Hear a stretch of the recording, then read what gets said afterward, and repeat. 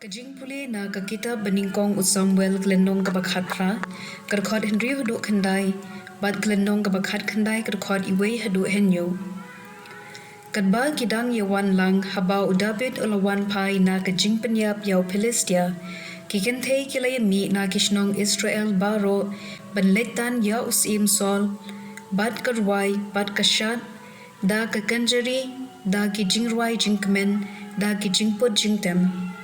Kita kikentei kilayar wai da kabalik kemen hangta usol ulabitar bad kane ke jingken hoi kalapindiau yu kumta ulaong ya udabin kila ainam da ki pau hajar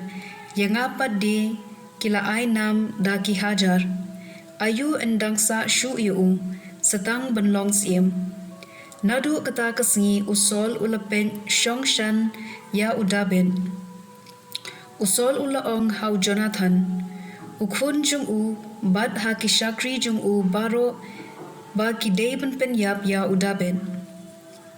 Henry Jonathan ukun jong usol ula iet shibun ya udaben te Jonathan ulaong ha udaben usol ukpa junga uthap penyap yepi namar kata todahu siar yalade medstep let shaba yoi badri yalade ngan mi shabar bad ngan don ringkat berukpa junga harut nong haba pidan bad ngan yakren bad shapang jungpi lada ngatip ngan sepentip yepi Jonathan ula kren bah shapang udabet hau usol ukpa jungu bad ula ong hau hei kosim wat lepa persha ushakri jungpi udabet namar shem le bamman persha yepi Henry ula le tangki kam babha suda yepi haba ula pha ila ke jingim ha ka kti jungu ula yo pen yap yaw to u Philistia bad utrai ula wanlam ke jingjob ka bakraw na ka benta ki Israel baro phi hi phila yo yakata bad phi la shat kemen tibaleken phin le po persha yakas nam balui da ka bapin yap yaw David klemdaw usol ula shashkor ya ka jingkren Jonathan bad ulasmai kadbadang utrai penyap yu te Jonathan ula khot yaw David bad uyathu hau ya kini ki baro bad Jonathan ula yalam yaw David sha usol bad David ula shakri kum menshwa ktien jong utrai kasam san puhinriu kad khot ar hadu lai bad khandai hadu khat lai to isn yanga ko Blei namar ki briu ki kerdem yanga baro shisngi ki dusman ki thombor yanga ki nongshun jonga ki kerdem yanga baro shisngi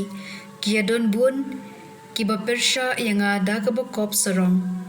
melatip ya ki jingsempan pad melabu jingken ya ki umman jonga hatu kini kindon haka kitab jume haka sngi banga khot shame kinong shun junga kin sapai radien ya kani ngalatem Blei udon batnga ngashania hau Blei padha ka jingkular jongu ngayro ya ka jingkular jong utrai